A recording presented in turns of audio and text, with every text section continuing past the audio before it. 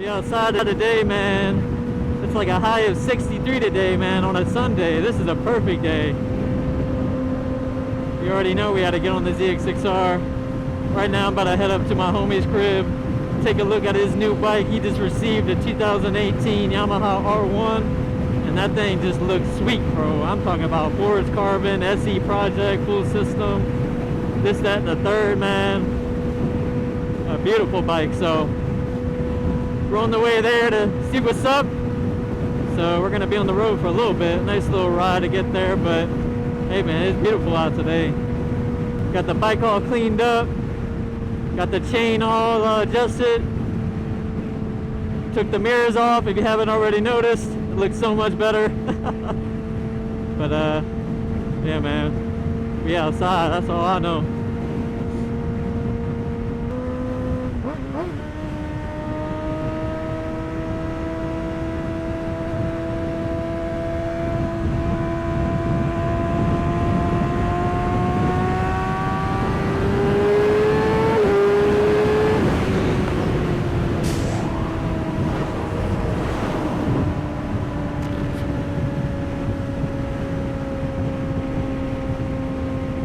Yeah, so originally I was gonna go possibly pick up a new bike with a friend today, but sadly the whole plan's changed completely. My one friend was gonna pick up his first bike, which was gonna be a 2011 ZX6R, and you know, he got everything set up pretty much to go retrieve the bike this afternoon, and that completely changed, because next thing you know, he received a message from the guy pretty much saying, hey, I ended up selling the bike because the guy that bought the bike was willing to give about $600 more or something like that. You know, I'm just kind of guessing numbers, but that's kind of what it seems like, which is kind of crazy to me, because, you know, it's like my man was getting all situated, you know, getting the truck and trailer, got all the money ready, you know, and just like the anticipation, you know, it's like it's the morning of, it's a Sunday, I'm ready to go get my bike, and then next thing you know, you get a message in the morning saying, never mind, I sold the bike this morning, boom, boom, boom. And I'm like,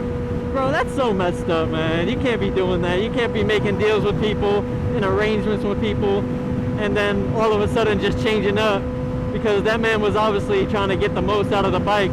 And I mean, it's a 2011, so I mean I don't know how much you're trying to get out of it, but whatever. But yeah, bro, that was the original plans, which would have been hell of really exciting, because, you know, the homie's getting the bike. This is his first bike ever. Like, what? I'm trying to be part of that shit. But you know, things didn't go as planned. But that probably just means the best for him, because you already know things happen for a reason. So maybe that was not the best choice for him. So hopefully he can come across another deal like that and pick it up. But that pretty much just brings me to the topic, because, you know, since my homie's getting the bike for the first time, pretty much I kind of wanted to kind of go over, you know, the first initial things you should do when getting into a motorcycle or getting a bike and everything like that, because obviously, you know, you need a bike in order to ride. That's the given. But what type of precautions are you taking before you're getting your bike? Are you thinking about gear? Are you thinking about your license? Are you thinking about, you know, insurance or whatever it is? You know, there's a lot of things that come to getting a motorcycle, and I just really kind of wanted to go over some of those things, because I feel like everyone should know. There's a lot of people, you know, we're getting into the springtime, summertime almost, not really, but spring, summer, and you know, a lot of people are going to be new riders, a lot of people getting new bikes, this, that, and the third, and, you know, I kind of just wanted to go over, like I said, a couple of key points that I think are realistic and the best option for you if you're a new rider looking to get a new bike.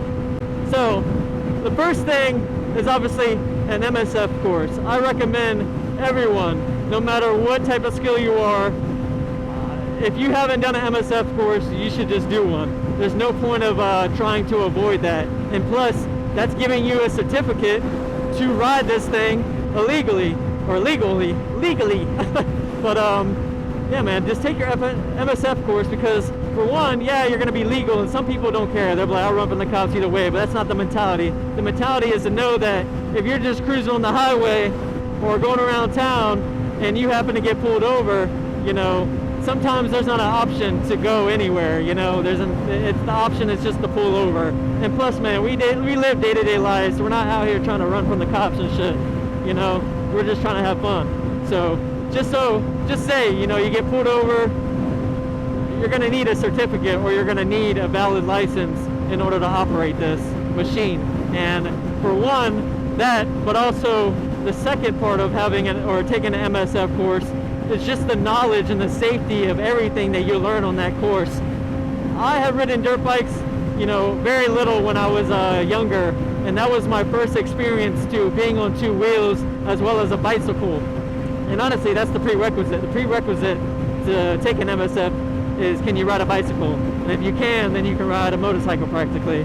But besides that, you know, my first time experience was on a dirt bike, and I was able to understand, you know, the manual, the clutch, and the shifting and everything like that. And plus I drove manual cars, so I really understood what the clutch can do and everything like that. But in reality, a lot of people don't know how to properly ride a motorcycle, balance a motorcycle, take off on a motorcycle, and don't know proper clutch, you know, technique or throttle technique or anything like that, or front brakes, and a lot, turning, you know, U-turns and everything. I mean, there's so much basic stuff that you use on an every single day basis when you're riding a motorcycle. So the MSF course will go over all of that completely, and it will give you a good perspective of things to bettering yourself at, or, you know, just things that you need to focus on and that you should know how to do when operating a motorcycle. So MSF course, completely do. The second part, maybe insurance. A lot of people, you know, really be on the insurance. Like, I know one guy that all he was talking about was like, the insurance for this bike is a lot. The insurance for that is, you know, cheaper, blah, blah, blah.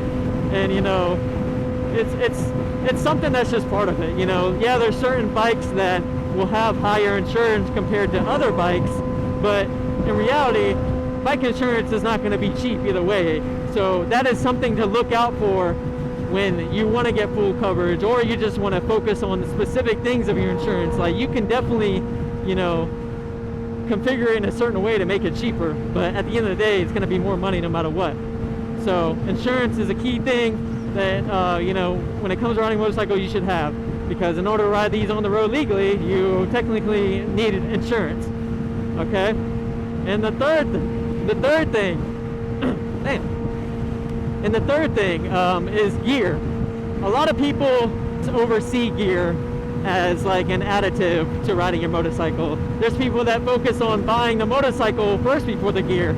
Honestly, I bought my gear before I even got my motorcycle, because that is what motivated me to be like, well, I'm gonna get my own gear because I know I'm gonna get a motorcycle. You know, some people some people are like, I'm gonna get the bike and then the gear and blah, blah, blah.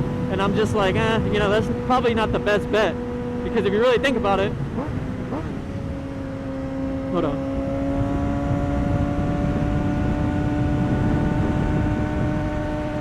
Woo! I like that.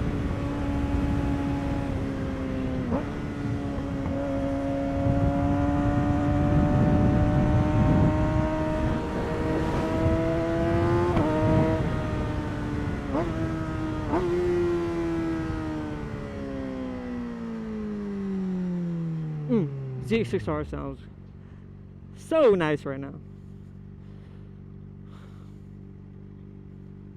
Yeah, but what was I saying?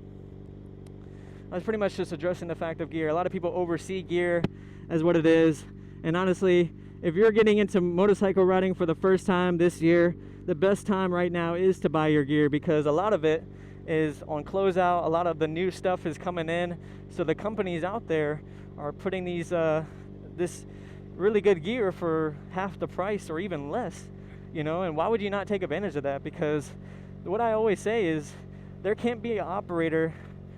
These bikes can't operate without an operator.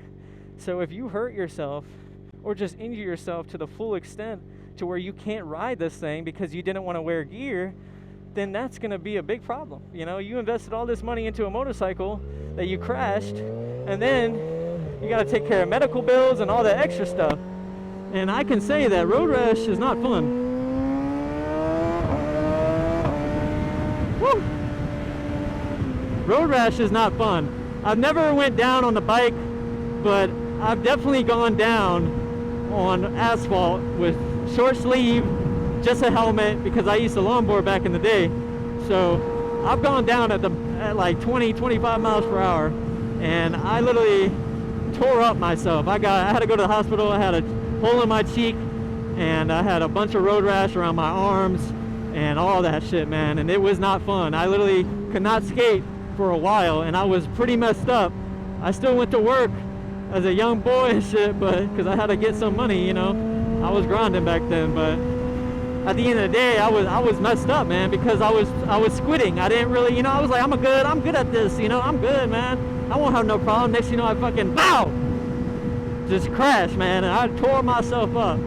And from that day, I really understood what protection can do for the body, and I see that as a priority. You know, I see that as a big priority. You know, I'm doing speeds that I was never doing on a longboard, you know, and there's cars and all that extra shit. And some people might say, well, you know, the gear can only protect you so much. Yeah, I mean, exactly, but, you know, that's for you to judge at the end of the day. You know, how you're riding and what you're riding around and everything like that. But that's my importance in 3 things that I think that every motorcyclist, especially if you're getting new into the riding and everything like that, just invest in yourself, man. Do the right things so you can feel comfortable on the road, because you might see yourself like, oh, I want, you know, you might see this as fun, and it is. It's awesome, but it's also dangerous, you know. These big ass cars right here can just tap you, and you know, you can lose your life, you know, that simply. So it's best to be super observant and super wise and pay attention to shit like this, because this guy right here just fucking zooming around like that, that's exactly what I'm talking about. But yeah, bro, I mean, that's really it.